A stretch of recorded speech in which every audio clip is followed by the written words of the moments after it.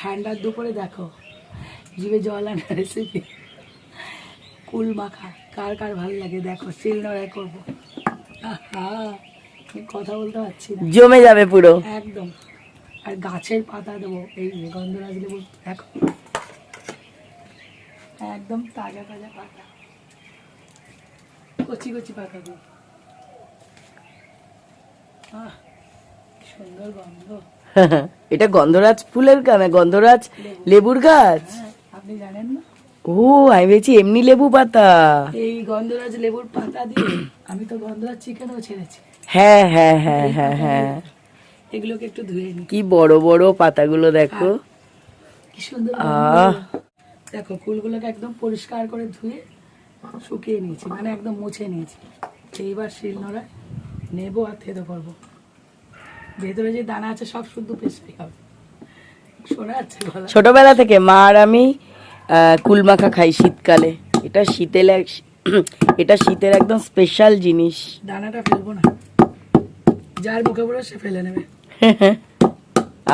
জিভে জল এসে যাচ্ছে। এগুলোকে তাহলে থেতো করি। দেখো ফুলগুলো সব থেতো করে নিয়েছি, এবার কাঁচা লঙ্কাটাকে থেতো করে নেবো এর সাথে। এই সব মিলিয়ে যা সুন্দর গন্ধ বেরিয়েছে, জিভে জল এসে যাচ্ছে।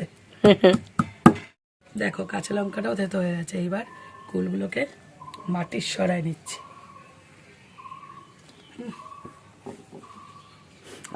কাঁচা লঙ্কার এর গন্ধটা হেভি। এবার দিয়ে দিচ্ছি চিনি, একটু চিনি দিলে ভালো লাগে। মাখতে পারবো কি, জিভে জল ভরে যাচ্ছে। দিয়েছি বিট নুন, আর আজকের মেন আকর্ষণ যেটা, সেটা হলো লেবু পাতা, গন্ধরাজ লেবু পাতা। হ্যাঁ, কি সুন্দর গন্ধ বেরিয়েছে। একটু এরকম হাত দিয়ে ছিঁড়ে দিলেই হবে।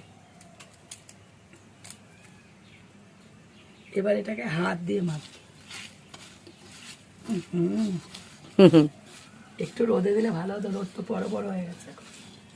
দেখো পুরোপুরি মাখা হয়ে গেছে, আমি তো একটা টেস্ট করবোই।